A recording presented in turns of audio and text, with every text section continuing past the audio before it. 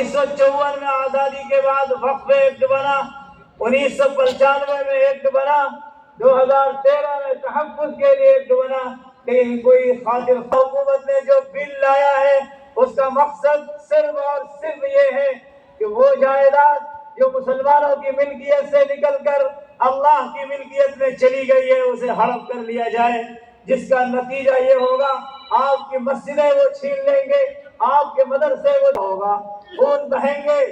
ادھر بھی مریں گے ادھر بھی مریں گے. اس لیے امام شریعہ نے ملی تنظیموں کے ساتھ مل کر آج یہ اجتماع اس لیے کیا ہے کہ ہم سب کو معلوم ہو جائے کہ یہ وقف ہماری اور آپ کی نہیں، یہ اللہ کی جائیداد ہے، ہمارے ہاتھ میں وہ امانت ہے، اس امانت کی حفاظت کرنا ہم سب کی ذمہ داری ہے. اگر ہم اور آپ آج اس کی حفاظت نہیں کریں گے، اللہ کا فرمان ہے اگر تم اس کی حفاظت نہیں کرو گے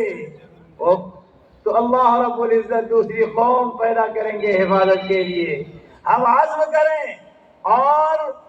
تہیہ کریں کہ ہم اللہ کی اس جائیداد کو ضرور بھی ضرور حفاظت کریں گے، ورنہ یاد رکھیں اللہ کے رضوان ہو، متولی ہو، چیئرمین ہو یا حکومت وقت ہو، اللہ